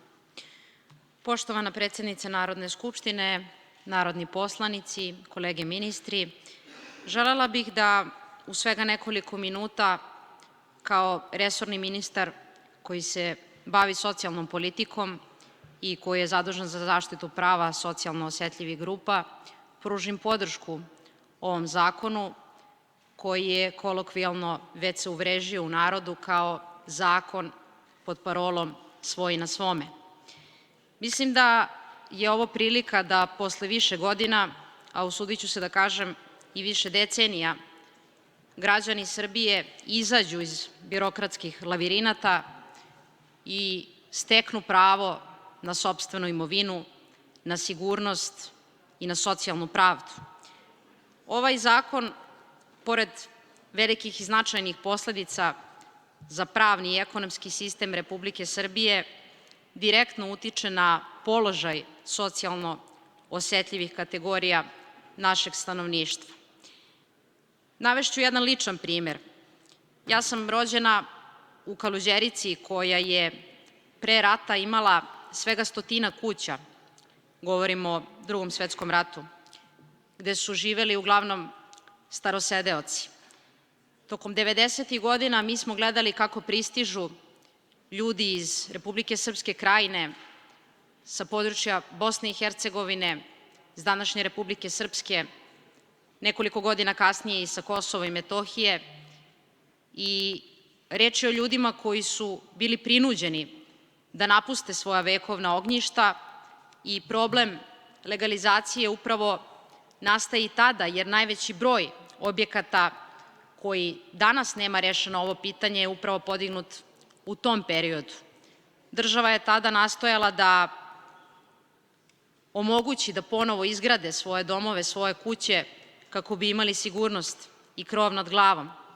I svi jako dobro znamo da svaki čovek kroz čitav svoj život teži da se skući, da omogući i temelje i krov svojoj porodici i naravno da bude svoj na svome u svakom smislu te reči. Konačno, kako je taj problem nastao, on posle toliko vremena treba da bude i dovršen. I naravno, činjeno je mnogo toga u prethodnom periodu da se ovi izazovi prevaziđu i reše, ali nikada do sada nismo imali ovakav predlog, ovakav paket mera koji suštinski, dugoročno i sistemski rešava problem, rešava pravnu neizvesnost i čuva pravo svojine svih naših građana. U današnjem svetu, u svetu savremenih tekovina, proširuju se primarna ljudska prava, a ovo svakako jeste ljudsko pravo i mislim da ćemo i na tom putu napredovati ukoliko damo podršku ovom zakonu. Želim da podržim i odluku da se posebno tretiraju kategorije kao što su porodice sa više dece, borci primaoci socijalne pomoći, članovi seoskih domaćinstava, samohrani roditelji, kao i porodice koje žive u objektu koji predstavlja njihovu jedinu nekretninu. Mislim da je važno da podsetimo da određene osetljive kategorije, gde ubrajam i borce bez obzira na činjenicu da nisu uvek socijalno osetljiva kategorija, su oslobođeni naknade za legalizaciju.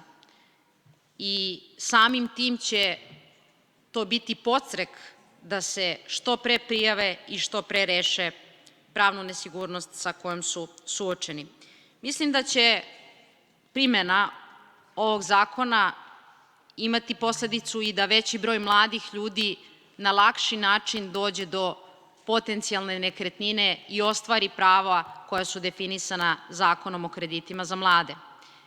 Dakle, karakter ovog zakona jeste i socijalni, jeste i demografski, jer dajemo podršku i onim ljudima koji žive u manjim sredinama, koji žele sigurnost, koji žele da budu svoji na svome, čime se zaustavljaju i demografske migracije koje nam predstavljaju problem kada je u pitanju odliv stanovništva iz manjih ka većim sredinama. Vrlo je značajno i za one ljude čiji su domovi bili predmet izvršenja da damo podršku i izmenama Zakona o izvršenju i obezbeđenju. Svi znamo kako izgleda kada se nekom otima dom u kojem živi zbog različitih dugovanja i ovo nikako ne sme da bude shvaćeno kao poruka da neko ne treba da izmiruje svoje obaveze i da će zbog toga biti zaštićen, ali naprosto zbog specifičnih okolnosti u kojima može da se nađe određena porodica. Imali smo to u vidu kada smo kao Vlada Republike Srbije, podržani inicijativom predsednika, izneli ove izmene pred narodne poslanike. Dakle, pre svega ovo je činjeno zbog interesa dece, kako deca ne bi ostajala na ulici i kako bi imala krov nad glavom, bez obzira na nedaću u kojoj se određena porodica može naći. Dakle, ovde je predviđeno da je u pitanju nekretnina, nepokretnosti površine do 60 metara kvadratnih u kojoj naravno porodica, odnosno član domaćinstva ima prebivalište najmanje 5 godina. Bilo je već reči o tome, ne bih se vraćala, ali želim da prosto dam podršku svemu tome. Kritike koje su upućene na ovaj zakon bile su jalove, nisu bile utemeljene, predstavljale su neki pokušaj da se po svaku cenu nešto kritikuje zarad kritike. Mislim da svako ko obilazi Srbiju, svako ko je prisutan na terenu, svako ko razgovara sa našim narodom, zna koliko je ljudi čekalo ovakvo rešenje. I bukvalno sa svima sa kojima sam razgovarala, bez obzira da li žive u gradskim ili seoskim sredinama, kazali su da je ovo jedno od najvažnijih rešenja poslednjih godina koje za njih znači rešavanje životnog pitanja. Kada imate ljude koji su kupovali stanove, a sigurno ih mnogi poznajemo, pa su investitori na različite načine ostavili ovo pitanje nerešeno, možemo zamisliti koliko im znači što će sada konačno moći da postanu i formalno vlasnici stanova u kojima žive. Tako da ovaj zakon jeste na dobrobit naroda, jeste na dobrobit socijalno osetljivih kategorija, naših boraca, porodica, samohranih roditelja i svih ljudi koji su poštenim radom sticali svoju imovinu i nastojali da imaju krov nad glavom. I mislim da bi bilo savesno i odgovorno sa naše strane da smo svi imali jedinstvo oko nečega što je dobro za narod i što je dobro za Srbiju. Ovo pokazuje da Srbija podvlači crtu, postavlja propise, uvodi u zakonske legalne tokove postojeće stanje, a dugoročno staje na put svakome ko misli da mimo propisa zakonskih može nešto da gradi i može nešto da radi. Tako da je ovo stvaranje reda, poretka i zakona. Poštovani narodni poslanici, dozvolite da samo napomenem i nekoliko tema koje su bile predmet diskusije u parlamentu tokom prethodnih dana, a direktno me se tiču. Kao resorni ministar želim da preuzmem svu odgovornost za one porodice koje brinu o deci sa smetnjama u razvoju. I to je poslednja tema koja sme da nam služi za političko nadgornjavanje, za potkusurivanje, za naše razmirice.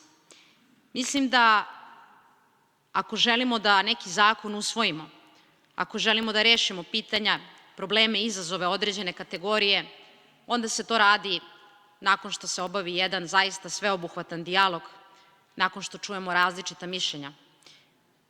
Mislim da je pitanje porodica čiji članovi, pre svega deca, imaju stepen invaliditeta, kako ne mogu sami o sebi da brinu.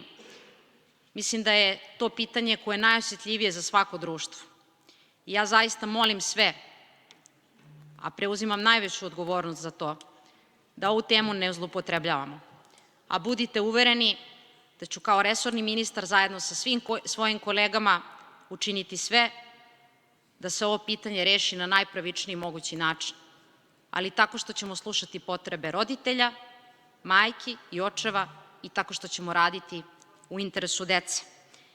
A apsolutno sam spremna u svakom trenutku da razgovaram sa svim zainteresovanim stranama, sa svim narodnim poslanicima, bez obzira iz kojih poslaničkih grupa dolaze, jer ponavljam, ovo nije političko pitanje koje sme biti rešavano preko kolena. Moramo da shvatimo složenost situacije, moramo da budemo posebno osetljivi i posebno obazrivi, jer govorimo o ljudskim sudbinama, a pre svega govorimo o dečici koja su nemoćna da brinu sama o sebi. Takođe želim da kažem da smo održali prvu sednicu radne grupe za izradu nacrta zakona o evidenciji osoba sa invaliditetom, jer mi još uvek kao zemlja nemamo jedinstveni registar osoba sa invaliditetom i mislimo da je jako važno u kontekstu i teme o kojoj sam malo čas govorila, da prvi put dobijemo transparentan registar koji će omogućiti osobama sa invaliditetom da imaju posebnu legitimaciju koja će im lakše otvarati vrata brojnih institucija, organa i koja će njihov status u društvu učiniti vidljivijim, koja će im omogućiti da uživaju određene povlastice i privilegije i da budu prepoznati u našem društvu kao osobe sa invaliditetom, kako bismo svi mi ostali mogli da damo još veći doprinos i da omogućimo ostvarenje njihovih prava. Ja naravno pozivam sve da se tokom diskusije i na ovu temu uključe, da daju svoje mišljenje, da daju svoje savete. Nama je uvek cilj da svaki zakon bude što bolji i kvalitetniji i nismo pretenciozni da mislimo da smo najpametniji, da je samo naša verzija najbolja i najkonkretnija.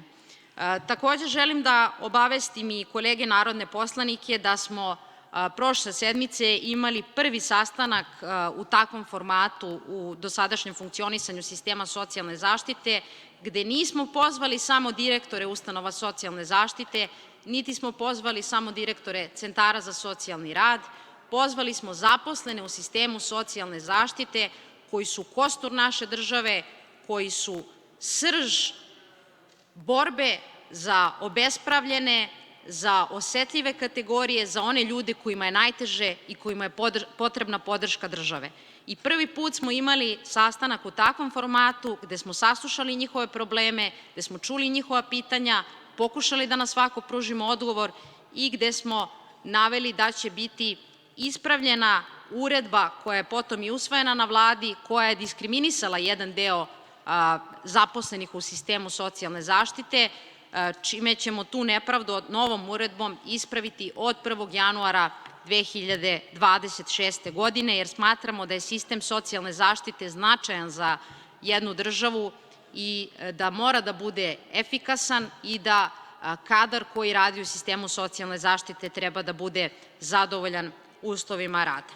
Još jednom, poštovani narodni poslanici, pozivam vas da podržimo zakon Svoj na svome, pozivam vas da podržimo pravo na privatnu imovinu, pravo na red, pravo na uređenost, pravo da ljudi izađu iz, kao što rekoh, birokratskih lavirinata posle toliko godina čekanja, pravo da svako sutra može da raspolaže svojom imovinom, da je koristi, i da osjeća sigurnost. To je dobro za sve naše porodice, to je dobro za sve naše ljude, to je dobro za sva naša sela, za sve naše varoši i gradove, to je dobro za Srbiju. A ono što je dobro za Srbiju ne sme biti predmet našeg nadgornjavanja. U tom smislu zahvaljujem resornom ministarstvu na ovoj podnetoj inicijativi, zahvaljujem predsedniku Srbije što je izneo srpskoj javnosti sve informacije koje su važne i kao resorni ministar za socijalnu politiku, ali i za boračku populaciju koja je ovde posebno obuhvaćena, kao i osobe sa invaliditetom, pružam punu podršku, a sve kolege narodne poslanike pozivam na dijalog u narednom periodu kako bismo razgovarali o zakonskim rešenjima koje se tiču roditelja dece sa smetnjama u razvoju. Hvala vam. Hvala. Narodni poslanik Željko Veselinović, izvolite. Zahvaljujem predsjednice. Koristit ću vreme ovlašćenog. Poslanička grupa Pokret radnika Sloga struka, odnosno Radnička partija u osnivanju će svakako podržati svaki vid inicijative gde se pomaže ljudima sa invaliditetom, gde se pomaže deci sa smetnjama u razvoju i njihovim roditeljima. Mi se sa time, da kažem, borimo već dugi niz godina. Podneli smo predlog zakona, moja koleginica Irena Živković je, da kažem, zajedno sa ljudima iz Bora uspela da taj zakon roditelj-negovatelj dobije tu podršku lokalne samouprave gde će oni svojom odlukom pomagati roditeljima, ali bi isto tako trebalo da se to uradi na nivou čitave Srbije kako bi svi roditelji sa decom sa smetnjama u razvoju imali jednaka prava, imali ta prava što se tiče zarade zbog nemogućnosti da obavljaju neki drugi posao. Pa me interesuje, to možda bude i pitanja za predsednicu Skupštine i za ministarku, kada će taj zakon roditelj-negovatelj biti na dnevnom redu i da li ćemo mi u toku ove godine i, da kažem, na raspravi o budžetu imati mogućnost da u 2026. imamo ta sredstva. Napominjem da ćemo mi to svakako podržati, jer smo već predali u nekih 20 i nešto lokalnih samouprava gde su odbornici raznih grupa građana koji će biti deo Radničke partije predali tu inicijativu i ona je za sada naišla u nekoliko lokalnih samouprava na dosta dobar odjek. Tako da je to apsolutno pohvalno. I iskoristio bih još jedno pitanje za ministarku, znam da nisu pitanja, ali kad se već govori o invalidima, da li je Ministarstvo rada uradilo nešto povodom pitanja koje je postavila moja koleginica Sonja Pernat, a tiče se invalida zaposlenih u preduzeću Stil iz Zrenjanina, s obzirom da su ti ljudi tamo šikanirani, mobingovani, maltretirani od strane direktora, čak se teraju da idu kod njega kući privatno da mu peru sudove, da mu pomažu u njegovim privatnim aktivnostima. Bio je jedan sastanak u ministarstvu, ja sam tu razgovarao sa savjetnicom ministarke, međutim taj sastanak nije urodio nikakvim plodom. Znači, samo me interesuje da li je ministarstvo poslalo neki vid inspekcije ili nadzora u tu firmu, jer smatramo da ako se već borimo za invalide, a ako se već borimo za to da oni imaju posao, da budu društveno korisni i ako država Srbija tim ljudima omogućava 70% zarade, znači prosto da mogu da rade, a da oni treba samo da zarade 30%, smatram da se ne sme dozvoliti bahatim i bezobraznim direktorima da omalovažavaju te ljude, da koriste njihovu bolest, da koriste sve ono što ne bi trebali da rade kako bi prosto završavali svoje poslove, privatne poslove, a ta firma je nažalost pred gašenjem, pa me interesuje samo da li se nešto radi u tom pravcu kako bismo sprečili situaciju koja se desila u Desu iz Novog Sada i nekim drugim firmama i kako bi preduzeća u kojima rade invalidi sačuvali, kako bi oni mogli da budu na koristi sebi i svojoj porodici i celoj zajednici i državi. Hvala. Hvala vam. Važna i osetljiva tema, te ću dozvoliti neko vreme samo da i resorni ministar odgovori, a onda molim sve da se vratimo na dnevni red. Izvolite, Milica Đurđević-Stamenkovski. Narodni poslaniče, hvala vam na ovom pitanju. Ja sam prosto previdela da malo čas to pomenem, iako sam slušala poslaničko pitanje vaše koleginice tokom prethodnih dana. Ministarstvo je preduzelo sve neophodne mere i mi smo pripremili isplatu za naknadu za višak zaposlenih, 44 nažalost osobe. U pitanju su osobe sa invaliditetom. Međutim, ono što smo mi prepoznali, gledajte, mi smo mogli da odmah isplatimo tu naknadu i da kažemo, eto, žalimo, prosto preduzeće za profesionalnu rehabilitaciju nema načina da nastavi radni angažman osoba sa invaliditetom i da mi kao ministarstvo rešimo ono što je naša potreba. Ali smo smatrali da je važno da pokušamo da preduzeće za profesionalnu rehabilitaciju prevaziđe te izazove i tu smo zaista imali veliku podršku Ministarstva privrede koje je u više navrata održalo susrete sa pomenutim direktorom i razgovaralo sa njim o načinu podrške države poslovanju samog preduzeća kako bismo smanjili taj broj potencijalno otpuštenih radnika. Jedan deo njih jeste smanjen, ali evo, na današnji dan mogu da vam kažem da smo mi pripremili sredstva koja ćemo isplatiti svim osobama sa invaliditetom koji su, nažalost, u statusu viška zaposlenih u tom konkretnom preduzeću i odmah sa njima vodimo dalje razgovore kako bismo pomogli da se oni zaposle na nekom drugom mestu. Jer Ministarstvo uz podršku Nacionalne službe za zapošljavanje obezbeđuje subvencije za samozapošljavanje osoba sa invaliditetom, ali i uopšte subvencije za samozapošljavanje, nešto su više subvencije za osobe sa invaliditetom. Preduzeli smo sve što smo mogli kao ministarstvo i sve ćemo uraditi da zaštitimo te ljude.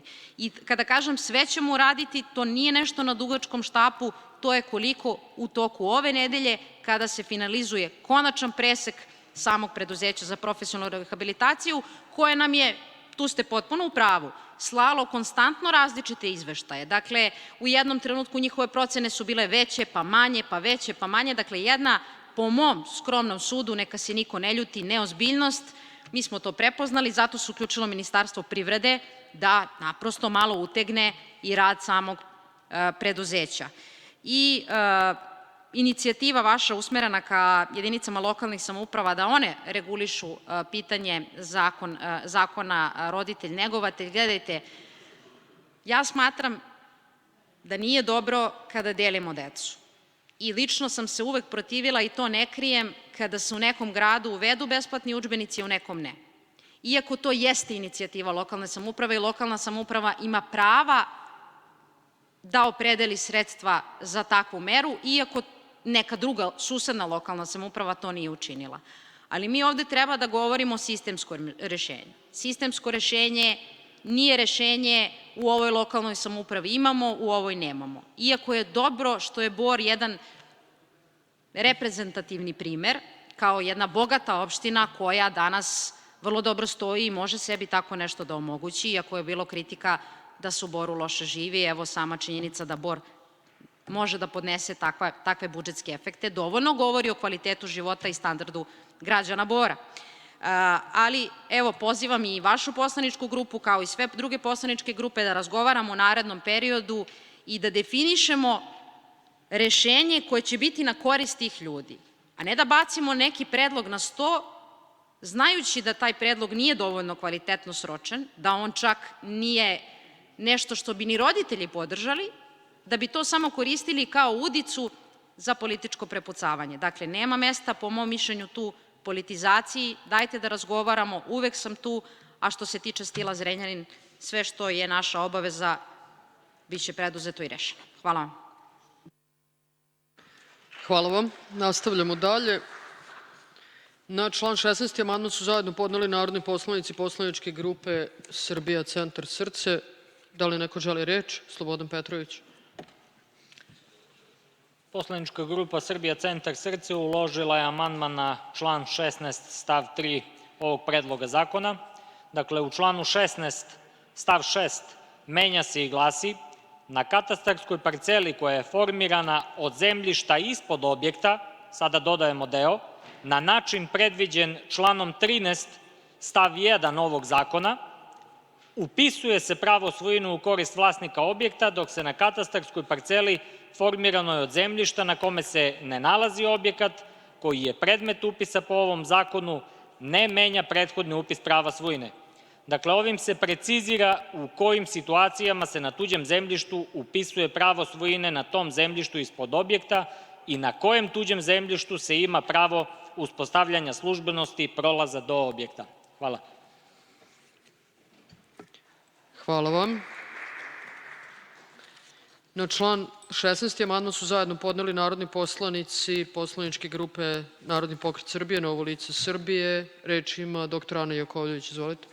Uvaženi građani Srbije, kolege iz srca su se već osvrnuli na ono što smatramo da je problem u članu 16 stav 7, a odnosi se na uspostavljanje službenosti, jer po ovom predlogu zakona to može da uradi agencija, da u potvrdi utvrdi službenost bez ikakvih naznaka u kojoj meri se ta službenost koristi, da li na određeno vreme ili određeno doba godine, što je po zakonu u osnovama svojinsko-pravnih odnosa. Znači, smatramo da je ovo neprihvatljivo rešenje, jer se krše drugi zakoni ovakvim rešenjem. Smatramo da ovo treba ili obrisati ili, kako su kolege predlagale, da se bolje uredi da bi bilo preciznije, jer ako ovako utvrdimo pravo službenosti, zapravo vlasniku gde se to pravo službenosti uspostavlja, uskraćujemo pravo da ili eventualno ugovori neku naknadu ili da se dogovori zapravo pravo službenosti koje bi bilo za njega pravično. Tako da nije ideja da se nametne vlasniku nešto, već da se nađe rešenje, i zato mislimo da je ovakvo rešenje neprihvatljivo i da ga treba ili izbrisati ili unaprediti u skladu sa amandmanima kolege iz partije Srce. Hvala vam mnogo. Na član 17. amandman su zajedno podneli narodni poslanici poslaničke grupe Srbija centar Srce. Da li neko želi reč? Slobodan Petrović. Dakle, poštovani prisutni, uložili smo amandman na član 17 ovog predloga zakona. Član 17 briše se. Obrazloženje je da ovaj član treba brisati jer je u suprotnosti sa prethodnim članom. Naime, vlasniku objekta se daje pravo na upis prava svojine na tuđem zemljištu, a onda mu se ovim članom stavlja u izgled da protiv njega vlasnik zemljišta može da pokrene i parnični i krivični postupak. Hvala. Hvala vam. Na član 17. amandman su zajedno podneli narodni poslanici poslaničke grupe Narodni pokret Srbije, Novo lice Srbije. Dragan Ninković, izvolite. Hvala. Poštovani građani Srbije, suština ovog amandmana je da se pokuša sprečiti selektivna pravda, odnosno diskriminacija određenog dela građana Srbije. Meni je jasno da se vama jako žuri da usvojite ovaj zakon, da se što pre otmu pare od građana Srbije i namaknu ovaj šupalj budžet Siniše Malog. Ali i pored toga što vam se toliko žuri, uvažavajući sve te argumente koje ste izneli i probleme u kojima se nalazi budžet gospodina Siniše Malog, mogli ste bar da ovaj zakon uskladite sa pravnom regulativom Srbije. Dakle, vi u ovom članu pominjete krivično delo bespravna gradnja. Pa to krivično delo ne postoji, već postoji gradnja bez građevinske dozvole, član 219a Krivičnog zakonika. To morate da ispravite, ministarka. Druga stvar, ja sam smatrao da je cilj ovog zakona da se što veći broj građana Srbije stimuliše i podstakne da uđu u proces evidentiranja prava na nepokretnostima, a ne diskriminiše.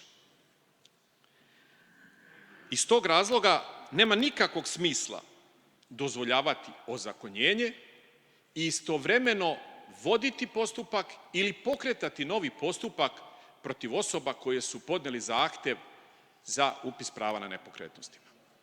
Jer složit ćete se, svako ko je podneo zahtev za upis na pravo na nepokretnostima, on se automatski identifikuje kao počinilac ovog krivičnog dela.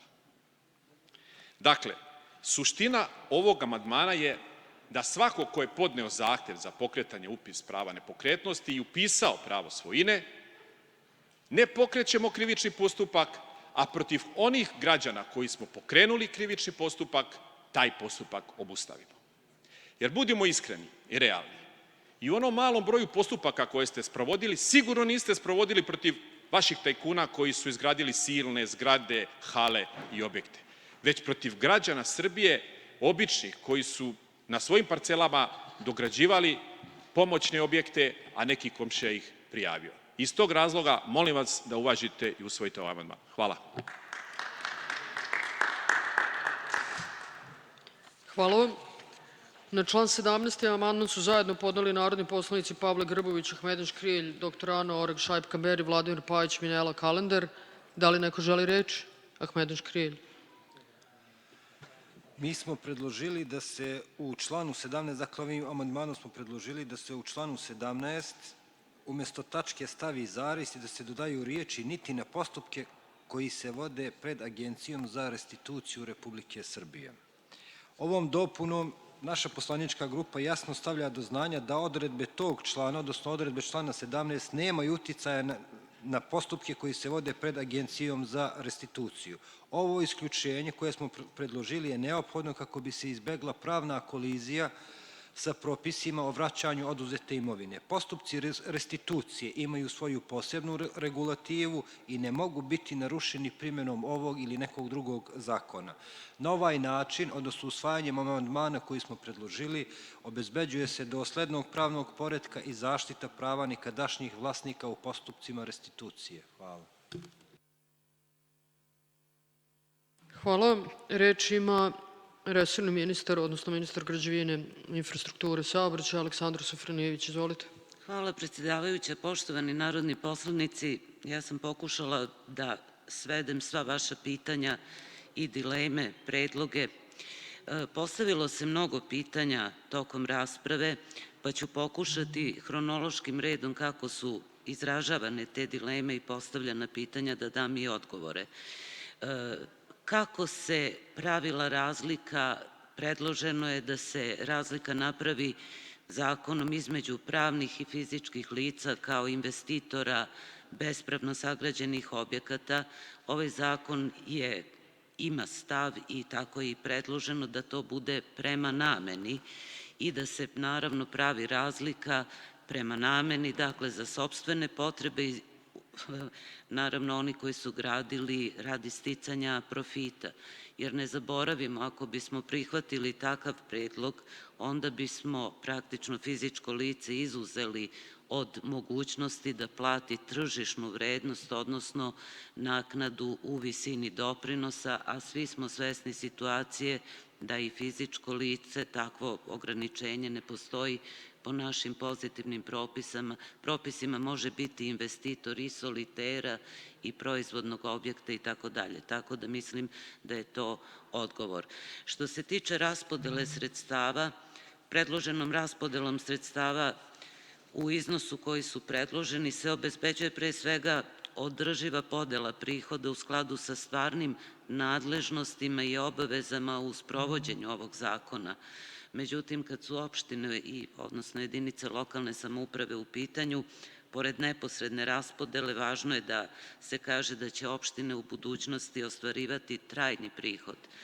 Znači, ovde imamo ove jednokratne uplate, ali opštine će imati mogućnost ostvarenja trajnih prihoda po osnovu poreza na imovinu, jer će se evidentiranjem i upisom prava svojine proširiti i poreska baza. Predložena raspodela je utemeljena dakle na načelu proporcionalnosti i funkcionalne pravednosti, a sredstva se usmeravaju na one nivoje vlasti koji neposredno doprinose ostvarivanju cilja zakona.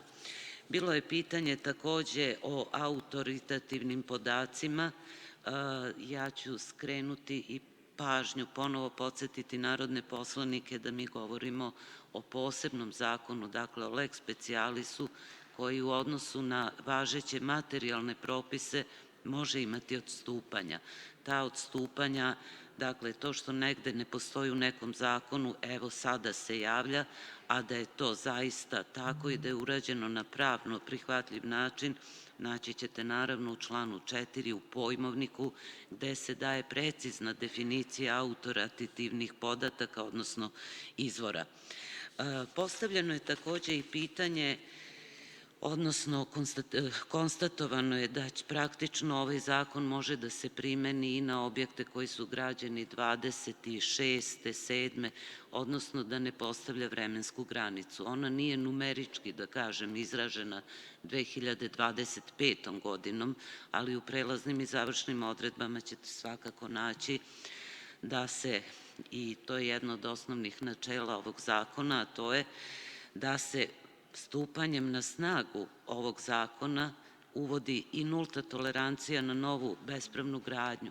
Dakle, u sankcijama i kroz prelazne i završne odredbe, a i sam tekst predloga zakona, jasno je rečeno koja je sudbina nove bespravne gradnje. Bilo je takođe pitanja zašto da se izjednače objekti koji su građeni do 2015. odnosno oni koji su vidljivi na satelitskom snimku iz 2015. godine. Posle tog satelitskog snimka, koristeći najmodernije metode daljinskog snimanja, daljinske detekcije iz vazduha, što podrazumeva i satelite, i avione, i dronove, došli smo do ovog podatka od 4,8 miliona neupisanih objekata. Podsjetiću, 2015. godine tih objekata je bilo 4,3 miliona i krajnje je neprimereno koristiti da je za ovih 10 godina izgrađeno 3,3 miliona novih bespravnih objekata, jer to prosto nije istina. Ovaj zakon, postavila je narodna poslanica pitanje, da objasnim šta jeste, da formalizacija, međunarodni koncept formalizacije primenjen u mnogim evropskim i svetskim državama, od Latinske Amerike preko Evrope, Italija, Španija, Turska, Grčka, da ne nabrajam, a koji znači, i ja sam se time i vodila i u objašnjenju, država ne može da kaže da ono u čemu ljudi žive ne postoji. To postoji. Formalizacija je pravni postupak, par excellence pravno pitanje, da se faktičko pravo vlasništva koje postoji, ljudi su tu, žive, žene se, umiru, dakle žive, ti objekti postoje, da postanu pravno vidljivi. Zašto je to dobro? I pitali ste šta oni dobijaju? Pa dobijaju puno toga što trenutno nemaju. Dobijaju pravnu sigurnost i neko će im skloniti onaj mač iznad glave da će im dom biti porušen. Dobijaju mogućnost da ako žele da adaptiraju, rekonstruišu, saniraju svoj objekat, dograde svoj objekat, to urade u skladu sa zakonom. Sada kad bi podneli zahtev za dogradnju ili rekonstrukciju, to ne bi bilo moguće, dobili bi takozvanu odbijenicu od svoje opštine, zato što njihov osnovni objekat pravno ne postoji, a to je jedan od uslova za dobijanje svih akata predviđenih za izgradnju u skladu sa važećim materijalnim propisom, Zakonom o planiranju i izgradnji. Sa druge strane, to što oni dobijaju, kao i da ne ima još toga, naravno, mogućnost priključenja, legalnog, rekla bih, priključenja na komunalnu i ostalu infrastrukturu, mogućnost da sve ono što je urađeno po uredbi vlade od prošle godine, da to postanu trajni priključci, a svi ti priključci su dati u skladu sa ispunjenjem tehničkih uslova za priključenje. Dakle, nijedan imalac javnih ovlašćenja, komunalnih i ostalih delatnosti ne bi dao ni privremeni, ni trajni priključak ako za to ne postoje ispunjeni tehnički uslovi. Ono što ovaj zakon takođe donosi, pored nesporno prava, spomenuto i pitanje banaka, da li će komercijalne poslovne banke odobravati kredite. Obratili smo se Narodnoj banci Srbije i od kabineta guvernera dobili odgovor da svi objekti koji su legalno upisani u skladu i sa ovim zakonom mogu biti predmet davanja upisa hipoteke u cilju ostvarenja prava na dobijanje kredita, a svaka poslovna banka ima pravo da svojim programima rada, poslovnom politikom odredi i proceni rizik za to. U svakom slučaju, zakonska mogućnost apsolutno postoji. Međutim, pored prava, svi naši građani, i ja to nikad nisam ni krila i to sam uvek vrlo otvoreno govorila, pored ovih prava koje dobijaju i odgovornost, ali dobijaju odgovornost da svoje objekte korak po korak urede i upodobe u skladu sa zakonom. Spomenula sam dogradnju, rekonstrukciju. U slučaju upisa prava svojine po ovom zakonu naš građanin ima mogućnost da dogradi recimo svoj objekat, ali za to su mu potrebni lokacijski uslovi, građevinska dozvola. Šta sadrži svaki projekat koji vam je potreban za ove navedene aktivnosti? Potreban vam je idejni projekat u nekim situacijama, u nekim projekat za građevinsku dozvolu i projekat za izvođenje, a koji obavezno sadrže u skladu sa podzakonskim aktom kojim se uređuje ova materija, obavezno sadrži i snimak postojećeg stanja. Šta sadrži snimak postojećeg stanja? Sadrži sve one elemente koji su propisani, a znači sadrži i podatke i numeričke i grafičke i stanje konstrukcije i ostalo, tako da će naši građani i proveriti, u svim tim postupcima imati mogućnost da provere i da budu sigurni da će tom dogradnjom dobiti bezbedan i pouzdan objekat. Spomenuta je firma, žao mi je gospodin nije tu, spomenuta je firma Prointer, ugovor o donaciji, raspitala sam se, zaista nisam znala da postoji ta firma, 4.3.2024. godine između Agencije za prostorno planiranje i urbanizam i firme Prointer potpisan je ugovor o donaciji za aplikaciju za upis prava svojine, vrednost ugovora 3.384.000 dinara ili sad su mi izračunali, to je negde oko 28.000 evra. Niti ministarstvo, niti ja lično zaista o tome dalje ne mogu ništa da vam kažem. Bilo je još dosta pitanja, ja ću pokušati da svedem na ona najvažnija. Gospodin je postavio pitanje kako izgleda prijava. Prijava, ja sam je odštampala, naravno ona je u elektronskom obliku i sadrži, bit će 3 vrste ovakvih prijava za građane, za jedinice lokalne samouprave, odnosno druge vlasnike objekata u javnoj svojini i za posebne delove objekta, a sadržat će osnovni set podataka kojim se identifikuje nepokretnost i lice u pitanju.